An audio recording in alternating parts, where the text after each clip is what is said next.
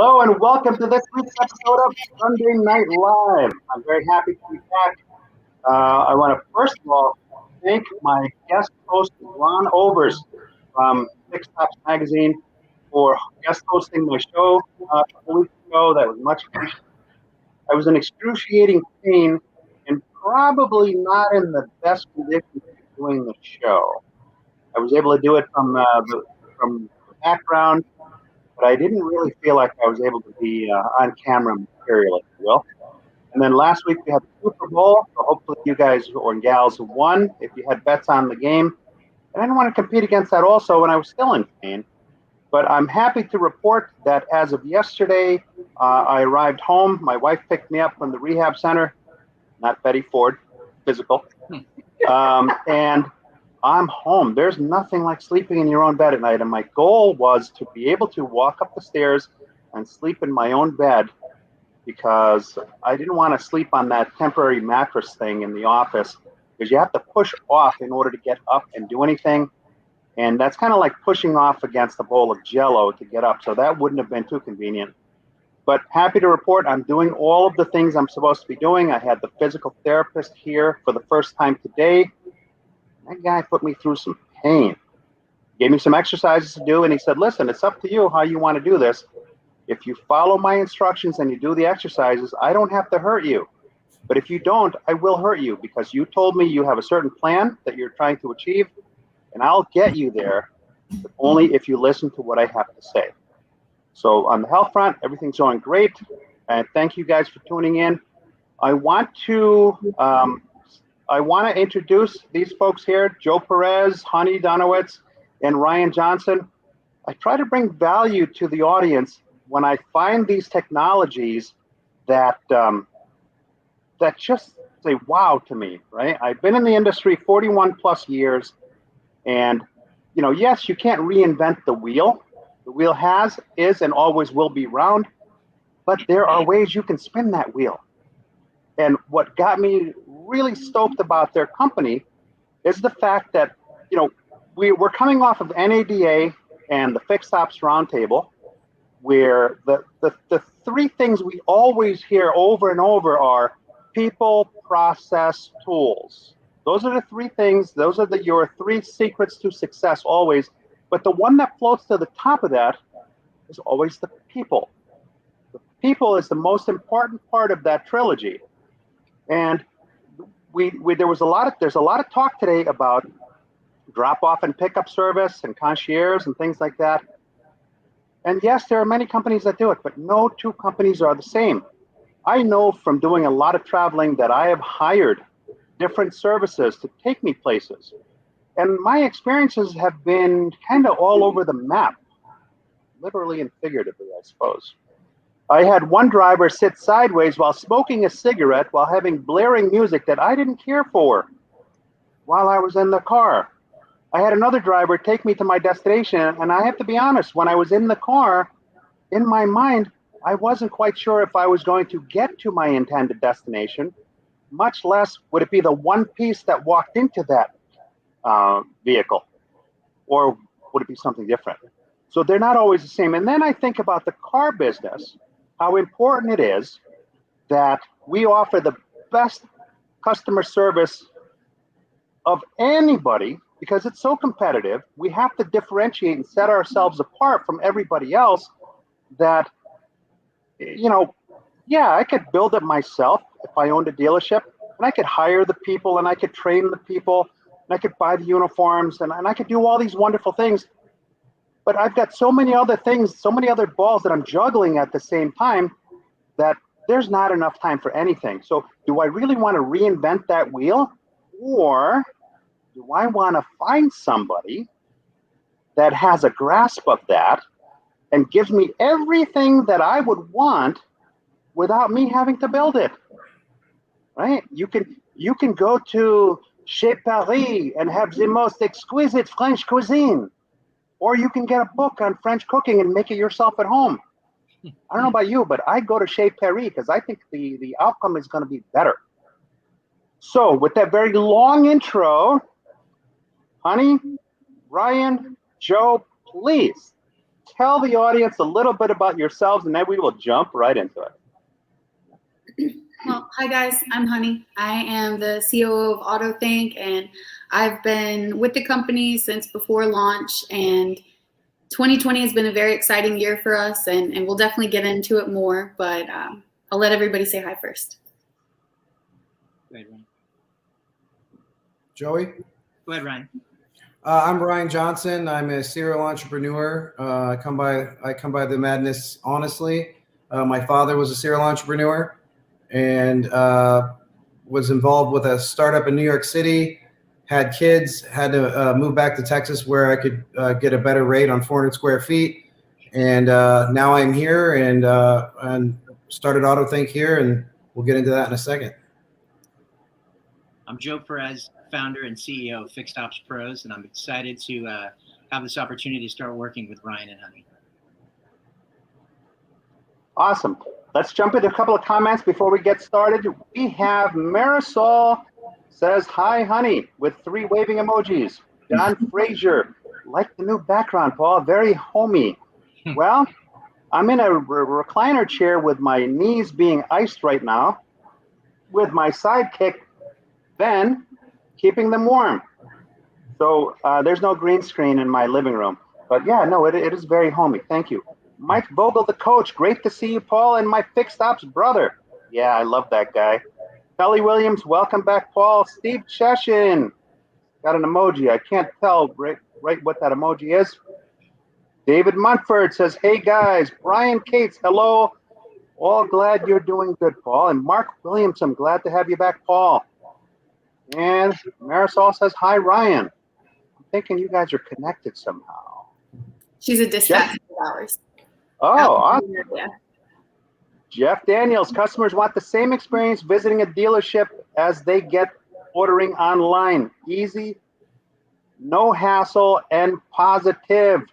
Dan Stedham, welcome. Good to see you back. Jay Wertzberger, Auto Transport Intel.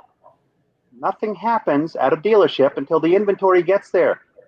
And there's a lot of things that have to do with transportation that you don't know about, because I didn't until I hooked up with Jay and Ty Thompson. So follow them, connect with them on LinkedIn. Awesome, awesome guys, and you'll learn a lot about the transportation business.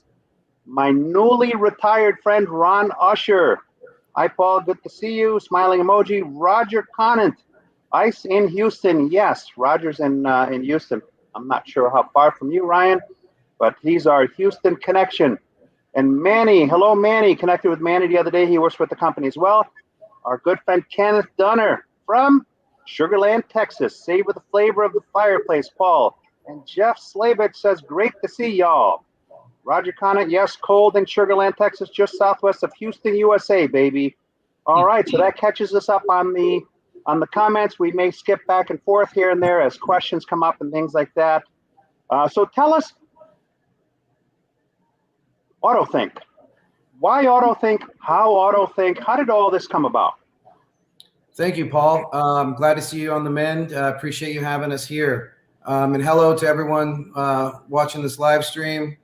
So Autothink, about 4 years ago, I was exiting said startup and had a baby on the way, and my father had just bought a brand new 4Runner, fully loaded, and was just incredulous that no one would come out to his house to help hook up his home link to his garage. And he would call me over, and I can't figure out all this Bluetooth, boy, get over here and help me. So I went over, and my father was in between startups, as he was always doing something in the world. And the first thought and the first origin of Autothink was to teach people the technology in their vehicles, was to sort of be like a geek squad for cars. And that still sits in the back of our minds as we are now doing pickup and drop off. But long story short, we had a problem solution, and we couldn't find someone to pay for it. Dealerships thought their sales guys did it. The person who just bought a $30,000 car sure as heck wasn't going to pay, us to come out and do it. And so we're in San Antonio, Texas, where we're based out of, Military City. So right off the bat for us, it was let's make this a veteran focused offering to the consumer. And so we focused on hiring veterans and military spouses. And kind of along the way, I was the one selling into these dealerships, waiting in these waiting rooms, hoping to be ordained to speak to the general manager. I'm sitting in these like very, watching HGTV on repeat, drinking stale coffee. Everyone looks miserable. And I said, well, if we have the driver network, we have the platform, why don't we pick people's cars up so they don't have to deal with this? And most dealerships have very nice waiting rooms. So I'm not even talking about aftermarket where you're like in an 8x8 Soviet cell with a good housekeeping from 1998. So the experience for consumers was not the best, and there was no reason for it in our mind. So right around that time, me and my father started discussing that. Unfortunately, he unexpectedly passed away, and we just kept going and got some inbound interest from a large gas and oil company that was looking at kind of implementing something similar to pick up drop off. So that went along the path. It's sort of they gutted that part of the innovation company. But in the meantime, I had signed up our first dealership at Reb McCombs Toyota in San Antonio, and a very innovative general manager there, Blake George, a friend of mine now. He saw what I was pitching, that there could be, look, not everyone's going to do this. People still want to come in. They still want to be face-to-face with their service advisor, but there's a percentage of people out there that would much rather be doing anything in the world. And one of the things we say is giving back people the one thing they truly need more of, which is time, because time is existential. Like, what do you do with it? Is it family? Is it work? Is it working in your garden? All I know is that I'm going to make it so you don't have to sit in a waiting room for 3 hours. So then we started moving vehicles for Reb McCombs Toyota, and then all of a sudden this hellish world we're dealing with COVID started, and it kind of went from a convenience to a necessity overnight, pickup and drop off. So I like to joke that the same general managers that threatened to call security on me if I didn't stop coming to their dealership, called me back 2 days later and were like, "Hey man, just kidding about that. Can I get that auto thought?" And I was like, "It's Autothink. Whatever, man. Fire it up." So, and by the way, I'm in South Texas, so all the dealer principals they sound like my dad. And so we just started going and started growing our team and cranking, and then we got inbounded by a global OEM, and they were interested in doing a pilot with us and working with us. And I was coming off of a 9-hour driving shift myself because we were just all rotating, just windshield time, just moving vehicles all day. And we've launched with them, and I'm going to let Honey talk about that because she's the brainchild and sort of operates and runs all of that from the COO position. But let me ask you a question. So it's not just drop off and pickup; it's also the technology concierge stuff. Well, yeah. So we operate off of a web-based dashboard. So our retailers can just add it to their workflow in terms of their BDC or their service advisors. That's how you book our service. That's how you dispatch it. And that's real simple. There's nothing they have to download, anything like that. We show up, we have a training team that will train the staff on how to use the dashboard. And our drivers run off of our Autothink driver app. And that is very akin to a ride sharing app. There's a map. The customer will actually, the end user, the consumer, the customer of the dealership will receive a link that says, Ryan Johnson with Autothink is on, the way to pick up your vehicle, courtesy Reb McCombs Toyota. Click this link. And then they click a link and they can track on a mobily optimized, link. The screen pops up in Safari where they can track where we are on the kind of a rideshare map. And there's a picture of our driver because it was really important to us that we have very, very upfront transparency tools for the consumer. Your vehicle is probably your second most expensive asset for most people. You don't want to hand it to a stranger. You want to know who's picking up your vehicle. And that's why, again, we're W-2. Our drivers are employees of Autothink. They're trained. They have background checks. They're just an incredible group of people that go above and beyond, understanding that, in the dealership space, a lot of times these are feudal brands. They've been around generationally, and they put a lot of work in their community, and that brand matters. So we don't take that lightly at all. And part of what we do is go above and beyond, and Honey always says, if you call us, you don't hear waiting music. You get someone on the phone, and if there's the team calls internally a Ryan job, because they make fun of me for like bending over backwards for the retailers. I'm like the good cop, as it were, right? that a Ryan job, a same day job, we got to drive really far out. It's a big time customer, a customer that's bought a lot of vehicles from here. We ebb and flow with the workflow of the dealership, and our job is to sort of live on top of that, not cause any more processes, but have solutions for processes. So these are W-2'd employees that show up, I'm assuming in a similar outfit. Yeah, well, they all wear a polo shirt with Autothink, with slacks, dark shoes. I'm laughing because me and my father would argue a lot about that, and I was very obsessed with our branding and our coloring and looking sharp. And my dad wanted everyone to wear boat shirts, and I was like, no, Dad. So we make sure, again, we're an extension of that brand, and we take that seriously. So everyone is dressed up, pressed, and looks professional. That's awesome. So you're delivering a consistent service and a consistent message, and the technology piece of it, that's really great too, because I know at the dealer level, it can be frustrating to teach that technology. So if you had somebody, not only the convenience of somebody coming to your house, but also being able to handle that piece of it, I mean, that's great. So one more thing that I just love about your company. Well, currently, when we're picking up and dropping off cars, we are not teaching technology. We are looking at adding that back into our offering. Right now, we're focusing on pickup and drop off. And so the technology component now, how we're utilizing our tech, is to provide the dealership with tracking and photos and reporting for the vehicle. So we also deliver loaner vehicles, for example, and the loaner vehicle has its own separate processes.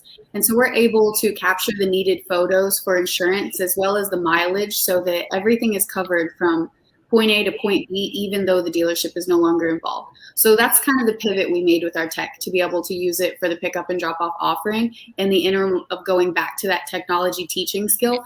Because since we've been operational, people have definitely come into their own with needing someone to teach them how to use their computer cars, because cars have evolved 2 or 3 times since we began this. And so it's not just HomeLink anymore, it's electric cars more than anything. And so we're working on getting that back into our offering. But right now we focus strictly on a very clean and precise and consistent pickup and drop off solution.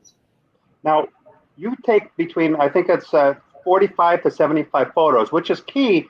A lot. Let's face it, when your car's out of your possession, it's important to know that you're in good hands, right? Oh, yes. Dealerships spend literally thousands of dollars on policy, which is that expense where the customer says, oh, you guys did this to my car, or you did that to my car. Oh, the quarter panel that's hanging off the end of the car and dragging on the road right now, it wasn't that way when it came in. So between 45 and 75 photos, so you document through way, that's got to save the dealer, one, a lot of headache, and 2, a lot of money.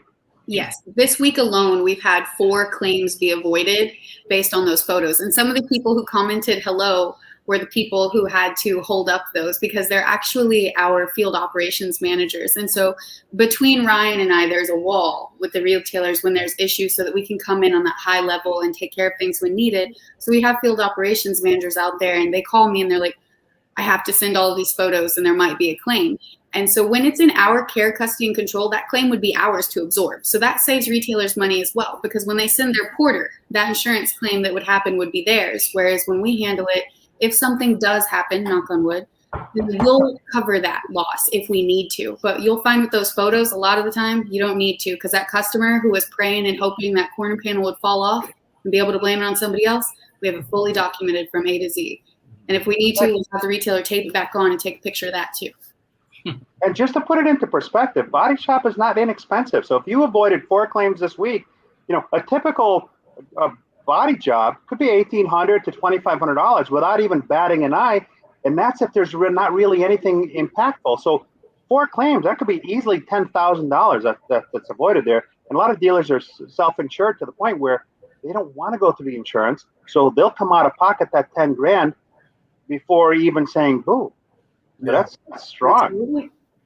Yeah, and something else, a big deal for Autothink right now is that we're incredibly excited to announce Joseph Perez coming on as part of our team with his 30 plus years of experience. Because the one thing Honey and I have learned about this industry, it is an industry of people that have been in it a while, that know it. And to help navigate that, we've been really excited to have Joseph join our team last week. So I wanted to go ahead and shout out Joseph, who is above me. Hollywood Square style. Yeah, exactly. Yeah, thanks. Yeah, we are excited. We've had a short time to get to know the team. We had a group meeting the other morning with their core team out in the field, and it's amazing the culture that Ryan and Honey have developed. These people will bleed for them. I mean, it's just amazing. They are so passionate about what they do. They get it that the dealer is the customer, but the customers of the dealers are truly Autothink's VIP guests, and they just really will go out of their way to make it a positive experience. And that piece about keeping the communication throughout that process and letting the consumer know what's going on is key, as you know, Paul, right? In our industry, they're always being left, wondering, are they working on my car? When are they going to come and get my car? When's my car going to come back? And having Autothink there as that buffer and that continual communications is a really big advantageous point. Not having that many incoming calls because you're keeping your customers up to date on what's going on, that's key as well, because we all know that advisors are busy, right? There never seems to be enough time in a day. And if we can keep the advisors advising, just like in the shop, you're not earning unless you're turning. So if we can keep the advisors doing the advising and keep the customers happy by not having to wonder what's going on. Some of you may have seen my Chrysler Crossfire video on YouTube. That sucker hit 118,000 views because my experience there was not a good one. Yeah. So by doing that, I mean, that's wonderful. Now, you guys do reporting as well. How granular do you get in the reporting piece of it?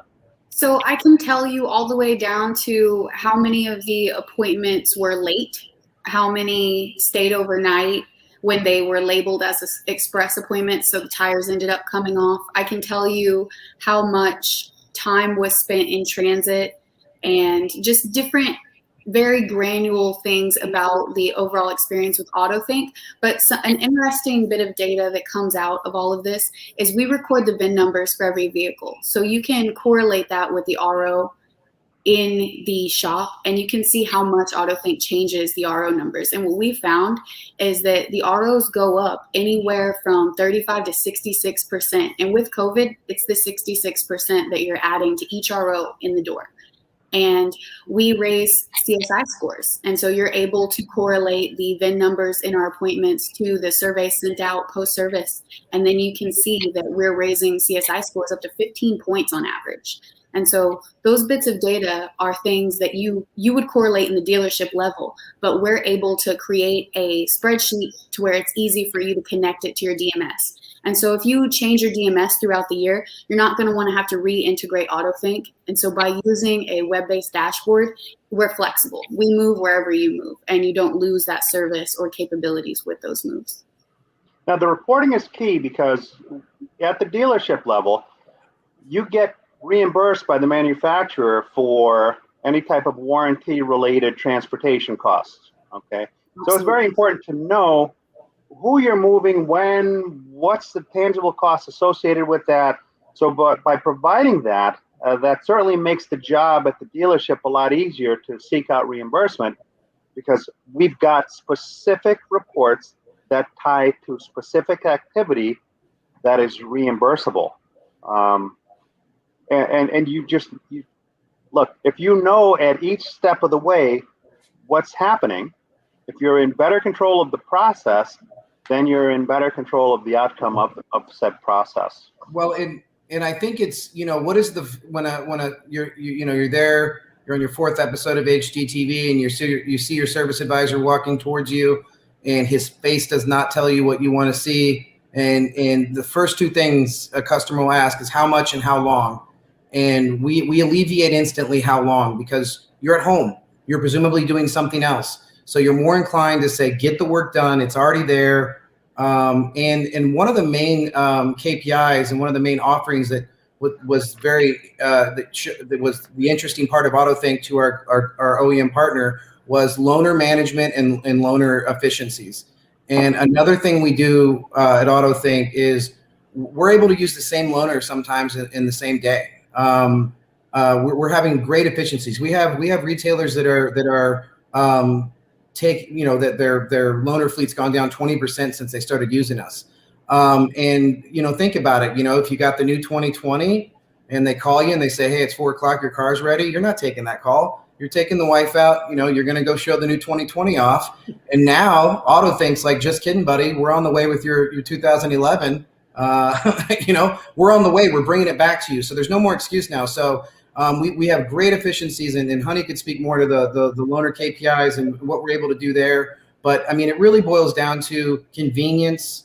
Brick and mortars, they're convenient by where they are, but sometimes people don't want to go there. So let us bring that vehicle that keeps your lights on and makes you generate revenue. We'll just bring it to you. Your ROs can go up, your CSI can go up, your retention is just the best. And we think it's a really no-brainer offering, especially in light of this fast world, how fast the world's moving right now, and how sort of the world is at a rapid pace in terms of convenience. I mean, I think before COVID, I would maybe get Uber Eats once a week and feel really guilty about it. And I'm spending $15 to have $15 of Thai food delivered. But at the end of the day, I didn't have to put on pants. You know what I mean? So the convenience and what that's worth to you. And then, from a consumer side of it, the convenience is the key. And then from the retailer side of it, it's like, we're not only going to give you this turnkey convenience to your customers, but we're also going to make your ROs go up. We're also going to help your retention. We're also going to help your CSIs, and also create efficiencies with your loaner fleet, which can be a costly venture for any retailer. That's an interesting thing that a lot of people don't even think about. And to be honest with you, I didn't even think about that piece until you just mentioned it now. Yeah, so you've got a fleet of cars out there. And look, when the customer has a car to use, they could care less whether or not you need that car back. Exactly. They really don't care. It's why so many dealer plates are out floating. I know in Connecticut and New England that the customer is supposed to bring the plate back in because the registration's not done. They don't care. It's not a priority. So the dealer's always, I need my dealer plate back. I need the plates back. They don't care. And you don't think about the efficiency piece of it with the loaner cars. You're right. Depending on the store, they could have 20 loaner cars or they could have 60 loaner cars. Yeah. And if you have a better way to manage that process, I didn't even think about, if I can get that car back in and get it in the hands of another customer to keep things moving that much faster. Yeah, there's a tremendous savings there, not just in money, but in time. And time is the ultimate currency now. Yeah. And watching Brian Benstock, who is a pioneer in drop-off and pickup. I mean, this guy was thinking that before other people were. And if other people were hearing about it, they certainly didn't have the cayunes to actually do it. When people asked him, because I've had the pleasure of hearing him speak live at our Fixed Ops Roundtable events, when people asked him, they said, what does it cost? And he threw out a tangible number what it cost. And people then focus on the payable side of things. They don't focus on the receivable side of things. So when you talk about raising CSI scores, when you talk about raising the RO value, that's huge. So if it costs me this much, but I'm now making this much, it's costing me nothing. Well, you're also increasing your capabilities, right? Like you said. Yeah, it's costing me zero. And let's face it, your reputation precedes you or not. So if you have a service that not only makes it convenient, but then raises RO values, raises customer satisfaction, and we're not at liberty to discuss what they are, but I understand there are some enhancements coming that's going to put that on jet fuel also. I mean, the sky's really the limit. That's some some interesting stuff you got going on there. Well, there's one thing that we haven't discussed that's tremendous, and some of the people watching are going to sit back in their chair on this one. But during COVID, there's been one huge thing happening to every retailer we work with, and that's that they don't have as many techs as they used to. They're working on skeleton crews at all times, and they don't have a way to fill their bays because they don't have enough people working on the cars. And so what we've been able to do is really get with the service managers and the service directors and schedule efficiently to make sure there is zero downtime and there's not cars sitting in their bays, because that becomes the other side of the coin. Is when you have that loaner car out, that means you have somebody else's car that you can't use for anything else sitting in your bay or in your auxiliary lot. And those spaces are limited, especially when you've started reducing the size of your lot because of COVID and the drop-offs. You want to be able to maximize every inch and every minute. And with Autothink, we're able to do that because we have a scheduler that the dealerships use to book the appointment. So they know that if the bay is empty at 1 p.m. every day, now they need to make sure they get that customer to fill that 1 p.m. slot. And if they have trouble with that, they call me and we put it down on a literal piece of paper and figure out where the blank spots are. And we schedule to meet those needs to make sure that they don't have downtime with the techs they do have. Because if you're working with 4 people when you used to have 8, those 4 people have to be maximized without being overloaded. They can't ever look out and think, oh gosh, I have 7 cars I need to get to. But then again, they can't look out and see none. So that's something that we didn't plan for, we didn't anticipate, that we've really been able to rest in and figure out how to make things work during this influx where none of us are really sure how to operate how we used to before COVID hit. Got a couple of comments I want to get to here. Let's see here. Jay Wurzberger says, thanks for the shout out. Absolutely, man. You guys are awesome what you and Ty do. I'm looking forward to beyond COVID because I'm going to travel out. I'm going to hang out with Ty in the transport lot, and we're going to go live. So waiting for those days to come. We have our friend Micah Larkin. Hello from West Hartford, Connecticut. And Lou Ramirez from the Car Guy Coffee podcast. If you guys are not familiar with them, that means that you just joined LinkedIn. These guys are all over the web, so follow them. Great bunch of guys. Lou says Joe Perez is the man. Carmine Crispino, my local friend and doctor, says great content as always. Thank you, Carmine. And Roger Conant, who works for Group 1, says, what kind of customer experience do customers want from a service center? None. They don't want to come to the service center. Right on. Roger gets it. Yeah. So for the folks that are out there, what are some of your thoughts on, we've all heard a lot about the drop-off and pickup. What are some of your thoughts, some of your needs at the store level that you've either experienced or feel that there may be shortcomings in that might need to be better addressed? So there's a slight delay, so let's see if we have any comments on that.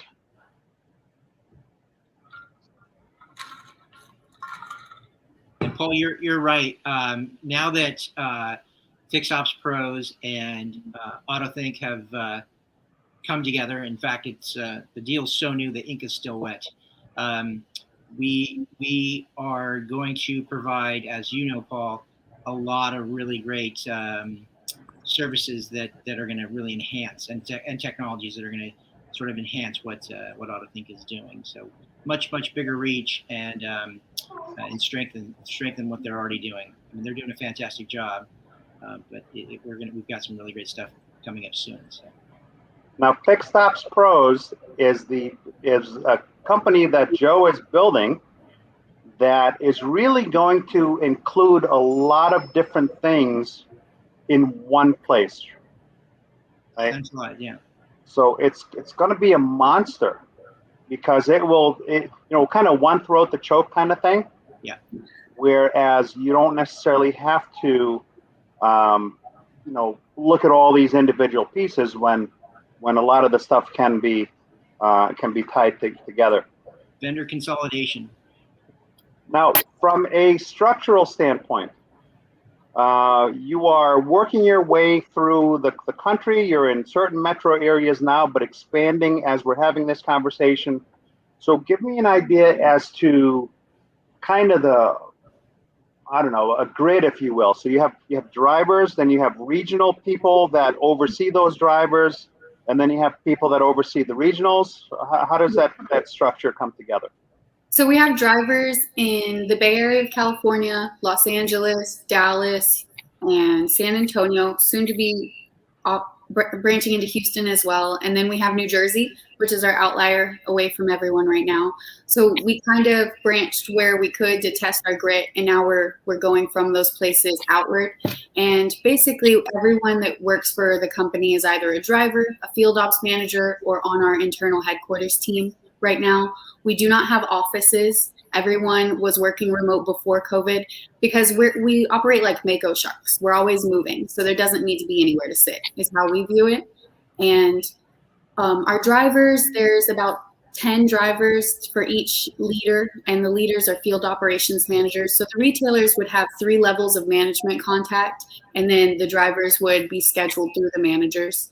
We also have dispatchers who can help facilitate appointments like those Ryan appointments we talked about earlier, where you can't schedule it and wait the 24 hours that you would typically wait. You can call our dispatcher and say, I have this VIP customer. He just bought another one. I need to go and get the old vehicle to have it serviced and deliver. Whatever crazy outside of normal circumstances happen, that's when you'd call our dispatcher or one of us directly, because we try to be involved in the day-to-day operations still. Not everything can be cool.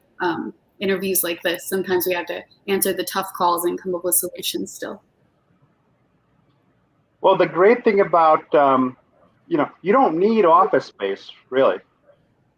If one thing that we learned from COVID is that the companies that spend the thousands and tens and hundreds of thousands of dollars in office space to do their business, well, guess where that cost has to go? Yep. Who ends up paying that cost? I know I've worked for large companies as a field rep, and I've loved it. I really enjoyed it. But these companies, they don't bat an eye about sending an entire team to some posh resort somewhere for a meeting. I remember I was blown away.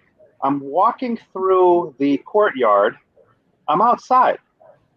I'm in Texas, but yet it was like 70 degrees outside.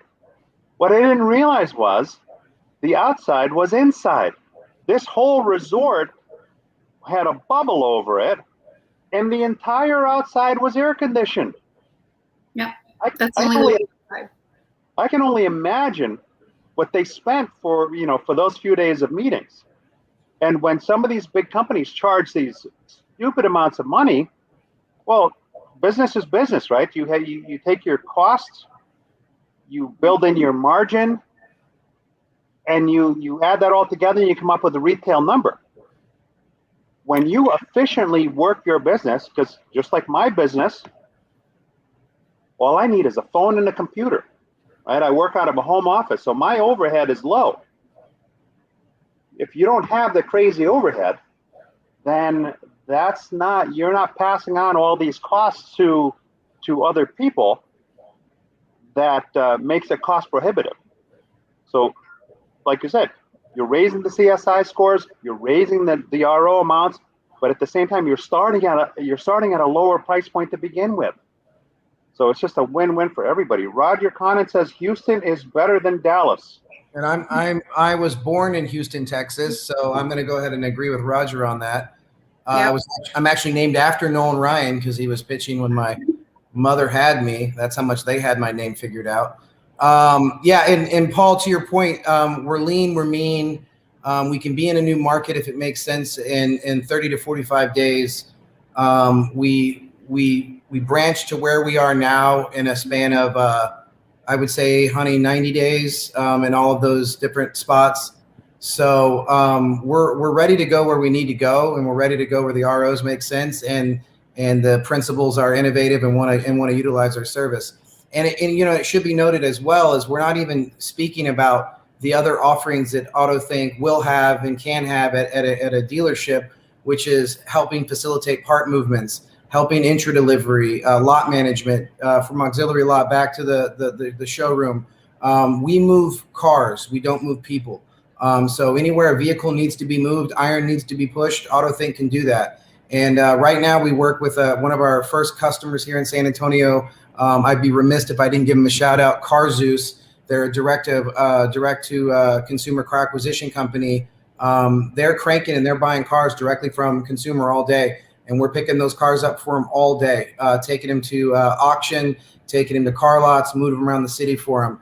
Because, it doesn't make sense sometimes to throw them on a flatbed. It doesn't make sense to throw them in an 18-wheeler. Autothink with our driver app, with our web-based, booking dashboard, he always knows where his vehicles are. He always knows there's been an audit, there's pictures been taken, and it just gives him a peace of mind, so he can run his business, which is essentially buying iron all day long. He doesn't want to worry about how they're getting to the auction. So, and that's, we're talking to a couple other companies on a national level about that.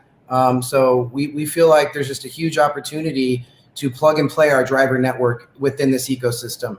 It's a no-brainer. Our guys are background checked, they're vetted, they got clean driving records, and from the driver all the way up to myself and Honey, there is a passion of customer service and getting this done safely. That's one of our mantras, is do it all safe, and then we'll go from there.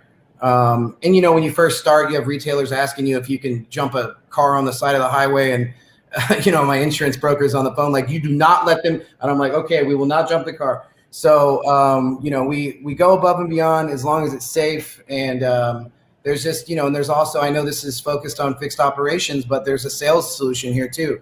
New car delivery, test drives.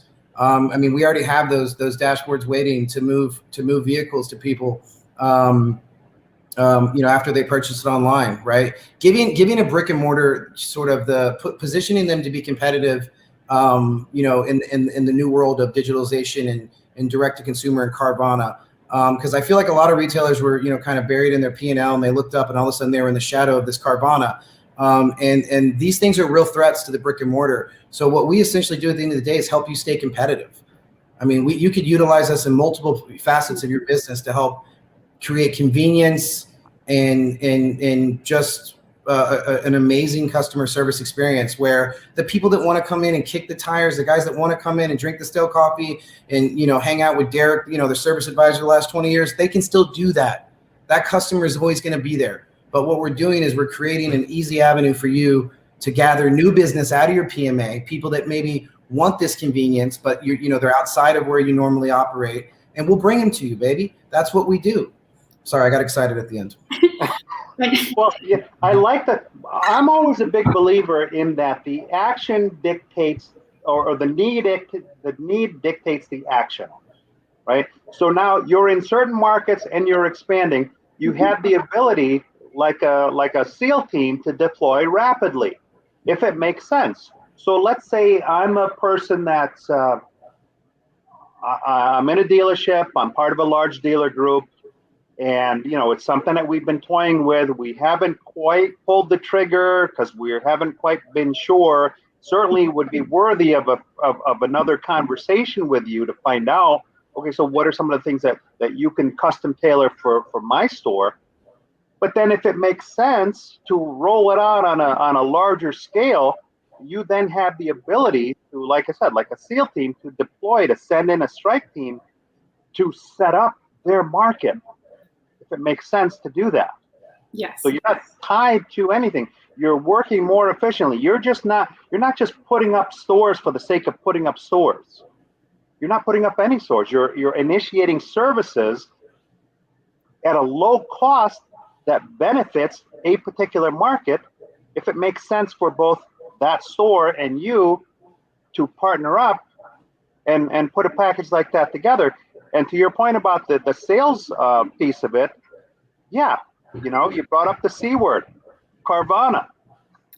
But it's not just Carvana anymore, because the OEMs, let's be honest, everybody be honest, if you're in a store, nobody gets up in the morning and says, hey, we're going to implement this new policy because it's great for the customer.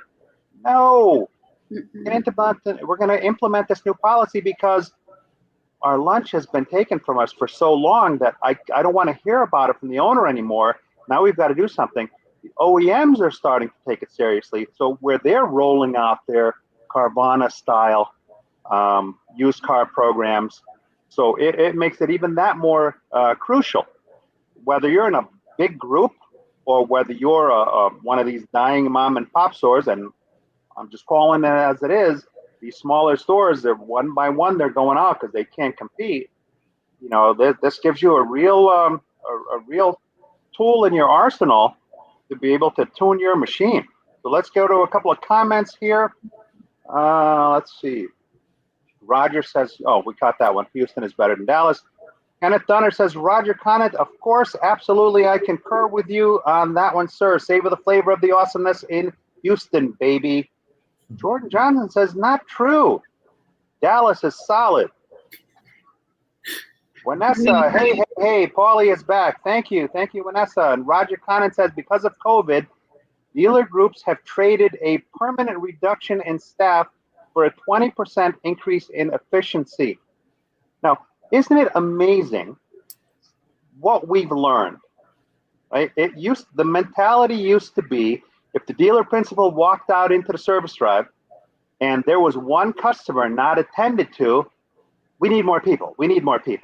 And the next thing you know, you've got 10 people standing around when you really only need 3.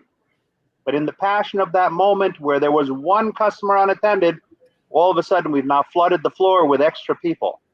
So yeah, that whole efficiency piece is key.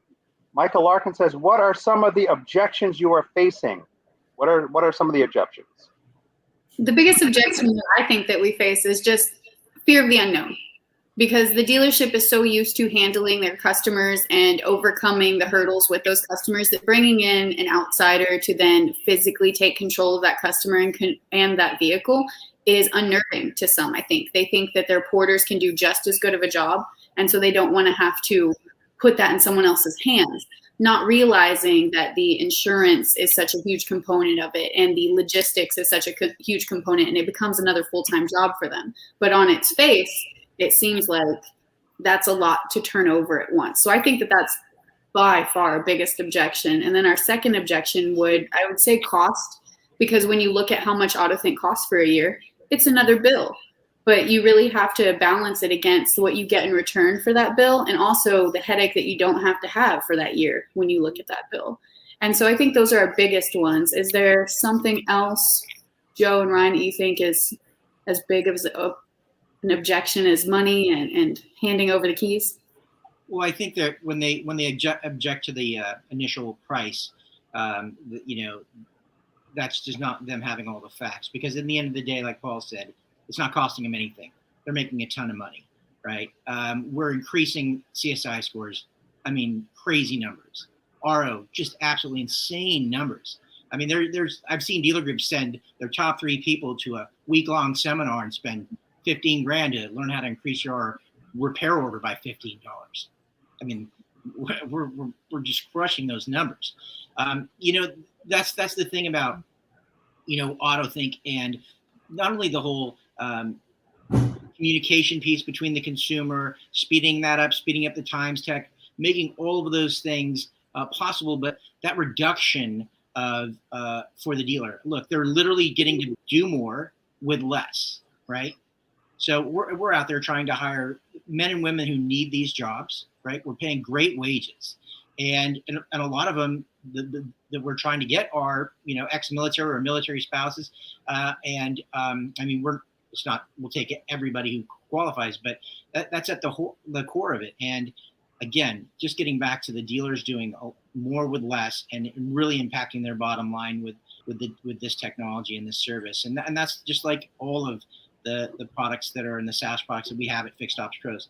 They promote transparency, trust, efficiency, and get to the bottom line of making that dealer more money. And so great fit. And these guys are just doing a fantastic job. Honey just in 2 days got me numbers to open up a state and an area that we're not even in yet. And it was a request, and we're going to have those numbers for them and be able to turn that on, and we'll roll those out as needed. Right now, we're going to support the OEMs that we're working with in the markets that we're currently in, build those up and spread across the country. Yeah. And one of the, I would say, a hurdle that isn't a hurdle that when I was hitting the bricks trying to sell this in, this is probably, pre-COVID, because pre-COVID it was a novel convenience, and then you couldn't turn on your local news station without your local dealership advertising pickup and drop off, right? It really did. The industry shifted overnight. But the one hurdle is, when I walk in a general manager or service director goes, "Oh, I already do that," and I'm like, "Oh, well, how do you do that?" And if you probe a little bit, you'll find out that they're typically using like a clipboard, and they're using their porters. And then when I explain to them sort of the insurance piece, right, that when the vehicle's in our care, custody, and control, and then the first thing I'll ask them is like, "Hey, is your porter taking pictures of that vehicle when you pick it up in the customer's driveway?" And then they're finally like, "Okay, come to my office, let's talk." Because like they clearly didn't think it out. Like it was a shotgun moment for the industry, right? For many industries, and we just happened to be already doing it, and happy to have those tools to make it happen. So those guys are some of our best customers because they saw the value in it. They just thought that they could do it and kind of realized that we would do it cheaper and at a higher volume and take a lot of that liability and have those auditing tools to make sure the vehicle, arrives the same way it was picked up back when it's dropped off. One of the interesting things that I found is that at the dealer level, because there's so much activity going on at any given moment, the dealers kind of have to have filters set in their minds, right? So a lot of times what happens is they say you listen to either understand or you listen to respond. And a lot of times what I've seen is that the listening is listening for filters or keywords to be able to throw up the flag that says, I got that covered, when in fact you don't. When you look at two of the largest or some of the largest expenses at a dealership is the cost of inventory and the cost of human capital, right? What you spend on employees, on training, on benefits, Sure. on sick days, on workman's comp claims, on insurance. These are huge numbers that until you've done the discovery to be able to say, okay, so this is what you're doing now. Here are the tangible results that you're getting. This is where you could be. And here are the savings that you're getting. I don't care what it costs if the net bottom line is a net receivable. Because that's what we're all after. We're looking to do more with less. We're looking to become more efficient. We're looking to make more money, and we're looking for happier customers, not necessarily in that order. So if somebody listens to the information, the experts, Brian Benstock, I don't think you get any more expert than that guy. When he said his ROs doubled, the dollar value doubled from the person showing up at the store or the convenience of having extra stuff done. I'm all about convenience. I don't mind paying extra for anything if it makes sense for me. If you're going to come to my house and pick up my stuff, and you know what, in addition to that oil change I know I need, but by the way, the tire rotation, and you know what, the wiper's a little streaky last time, and some of the other things, yeah, it makes perfect sense to have it all done at the same time, because there's nothing worse than having to go back for something when it can easily be done. Time is the currency. There is no greater value, maybe diamonds, but other than diamonds, time is the currency. And there's no greater value. So I want to go back to a couple of comments here. Kenneth says, John, hell no. It's that whole Dallas Houston thing. They can't help themselves with the Dallas Houston rivalry. You just got to let them go. Just let it go. Houston, I understand completely. It's hard to work in Dallas every day sometimes because my Houston comes out. I think Roger wants me to pick him up. Jeff Daniel says, it's amazing that my customer bracket north of 50 won't take pickup and delivery options. We offer it and had little results. I'm not sure how much that was promoted. And listen, there's no one right answer that fits everybody. But if we look at the averages across the board, certain things hold true. But again, not in every market. So that might not be something in your market. But I also don't know. I'm sorry for interrupting. We've overcome a lot of barriers with the older car owners. We have had to overcome those barriers with pickup and drop off on an individual appointment basis and with our messaging in general. From when we started to now, the way we frame our service, we've chose gentler words and a lot more trust building in our offering, because people who didn't grow up in the internet generation are hesitant to trust a service that is bound and tied to the internet. And so our drivers will actually call the older customers and not have them rely on the digital aspect of it. And there's a lot more person-to-person interaction. And the way that we look at everything we do, and it especially applies to the older generation, is that we treat every car like it's our own. We treat every customer like they're our family. And if my grandma needed something, I wouldn't text her about it. I would call her. And so that's kind of how we go about it with these people. And we tell the retailer, any service advisor knows that they can call their field ops director if they have a customer who is older, who has a disability that prevents them from being able to receive our notifications. Anything that's outside of what would be the standard operating procedure, we adhere to, because we understand that the experience can't be the same for everybody and we won't be able to get them all. But if we can help keep them safe and offer them this convenience and this service, we flex a little bit to be able to do that. And so something that we did, and it was based purely on the older generation, is we have little badges that our employees wear to where they don't have to look on the app. They can see the badge and know that that person is Autothink and they can trust it. And a lot of the people will get out their flip phones, pull up the camera, sometimes ask us to pull up the camera and take a picture of the badge so that they can then have that digital thing, not knowing that they could just go and click the link and see the same information. So it's really about just getting in there and understanding how to make it digestible for as many people as you can. And that's a big focus of ours. Yeah, that's I've actually been a guy to take pictures of stuff like that myself. I actually had a guy come to my apartment one time, and I frisked him before letting him in to do the demo, to make sure that we had a level playing ground. Let's see. Yeah, so no, there's no 100% right answer for everybody. I mean, it's a big country. There are lots of different markets in it. It works extremely well in some areas. It may not work extremely well in others, and that's the beauty of it, because you're deploying where it makes sense to do so. And, you know, going back to that apprehension of releasing control of a process that they're typically used to being in control of, I don't really see that as total releasing of control, because when you have the ability to see in real time everything that's going on, right down to reporting, right down to times, right down to missed appointments, all of it, I think it's a shifting of how we look at the information and how we digest it, more than it is a total giving up control of going from one system to another. So you know, it's like anything else. There's when there is change, we are reluctant to want to change, and with change has to come education, and with the education is what facilitates that change. So get some great comments here.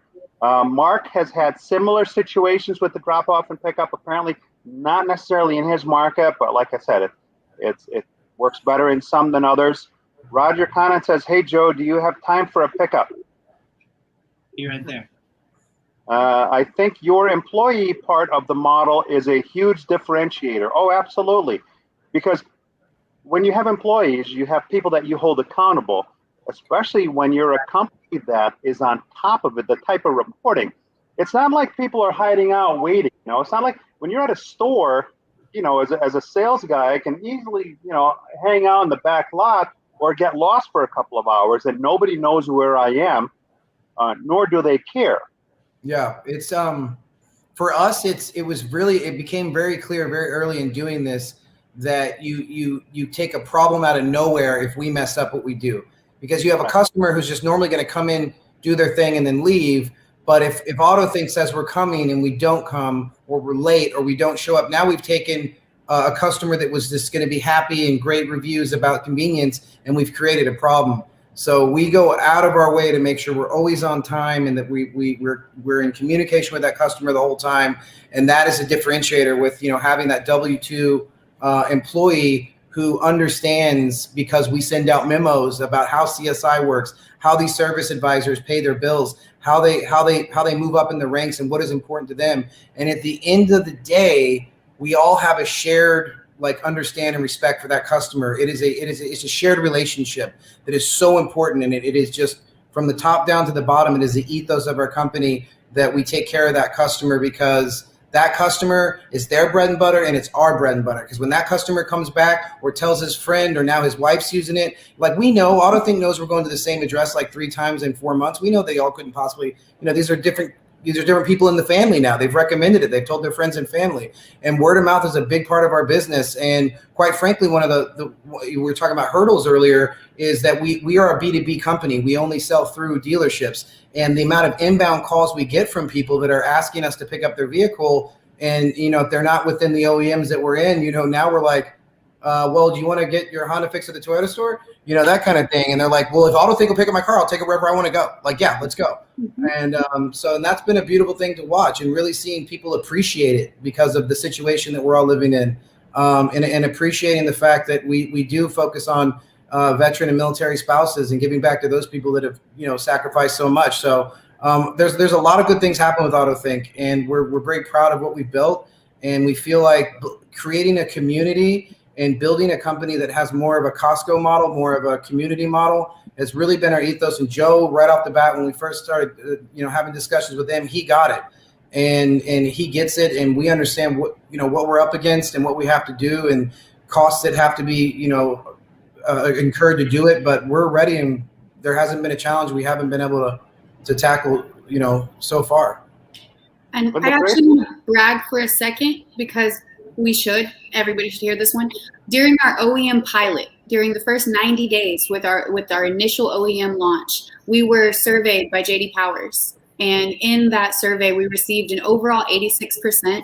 And the 86% was only in the 80s because of the issues with having the BDC offer the service. So realistically, the Autothink portion of it had a flawless score. And one of the comments that we received from a customer was that Autothink made them feel like they cared about their car the way that the customer feels about their car. And that same customer ended up having every single member of his family use our service within 10 days. And it was about 7 people. So that was a really encouraging thing to happen to us within 90 days of us starting. And to the point of reliability, we've moved about 4,000 cars. We missed one appointment, and we went and picked it up the next day. And we missed it because the weather got really bad really suddenly in New Jersey. And that's just one out of those 4,000 cars. So we're pretty proud of those things, because it means that we are getting through to our employees. Because those statistics have nothing to do with Ryan or Joe or I. That has everything to do with the people who are on the ground. And those people are understanding what we are trying to do, to the level of JD Powers not being able to give them a low score. So we're really proud of the people we have. And we know we wouldn't be able to have that pride if we were just a staffing agency giving dealerships employees, or if we were hiring gig workers who are going to do an Uber trip and then come back and pick up that car. So we knew that we had to do it differently to get where we are. And so to within 90 days of launch, see that payoff has been really inspirational for us.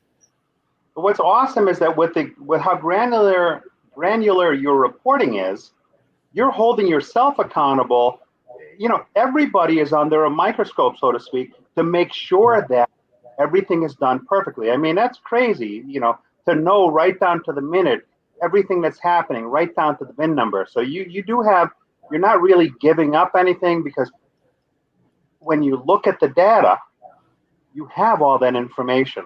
Now, Mark says, Ron Usher, everybody likes trust. Trust is the number one thing that moves anybody. Jeff Daniel said, Ron Usher, they like the freedom also. I think the default nature is losing control, which I honestly believe comes down to communication. Roger Conan says, Domino's. And he says, Uber is getting bad press these days. He also says, marketing is now about telling stories, and that was a great story, honey. That was a great story, because not only do we say how good we are, but if we screw up 1 time or 2 times, whatever it is, look, we're human, right? We're not going to try to sweep it under the rug. We're going to tell you what happened and why it happened, and what steps we're taking to make sure that it doesn't happen, or we can certainly minimize the amount of times that it happens. So we have covered a ton of information. What I would like you guys to do is put your contact information in the thread, because I'm sure that there are going to be people that want to find out a little bit more on a personal note as to what the conversation might mean to them as it relates to a partnership with you. Absolutely. So I thank everybody for being on the show. I thank the audience for welcoming me back after 18 days in surgery and rehab. Not Betty Ford. So I'm feeling good, and it's only going to get better here on in. You guys have a successful week this week coming up, and like I said, please put your contact information in the thread, because there is so much more to this topic that I think it's worthy of more conversation than this. Paul, one last comment. What do you got? Everybody experienced a huge shift when Uber and Lyft came out, and they went from having to use taxis. Remember how great that was, right? Yeah. No one wanted to get back in a cab. Not a dirty, smelly, now you've got a water sitting in there, and that's a great experience. And that's one of the things that I think is the shift for us, is that we're more like that limousine service. Yeah. We're just past the Lyft and the Uber, more of that limousine concierge, which everybody wants that ride. Right? And that's where the people are really, feeling secure and happy and excited about the product that we're delivering. Yeah, it's not just some Joe showing up. I don't mean like you, Joe. Thanks. But it's great, because you've got pick up Roger later. You've got well-presented representatives of your company, an extension of your company, delivering on your brand promise. Yeah. Absolutely. I'm going to close out today's meeting. This show is brought to you by DealerVendorMatch.com. Thank you for watching. We'll see you next week on Sunday Night Live. Thank you, Paul. Thank you, everybody. Bye.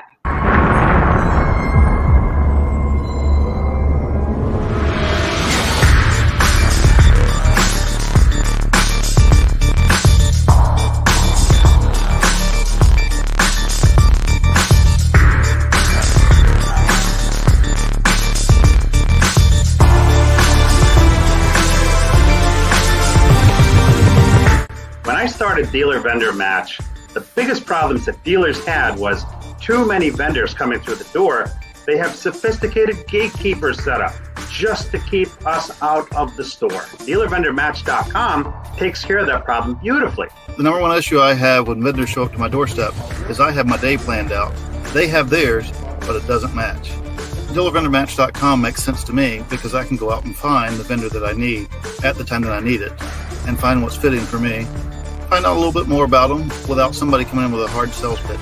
Dealers, this is a free service for you to use. Just go to DealerVendorMatch.com, click on Dealer Membership, and sign up. It's that easy. Vendors, we make it easy for you also. We have 3 different plans with 6 different ways to pay for them. You want to save a third off your membership? Sign up for an annual plan. Just go to DealerVendorMatch.com, click on Vendor Memberships, choose the plan that best fits you, and sign up. It's that easy. DealerVendorMatch.com gives me the opportunity to meet with vendors on my terms.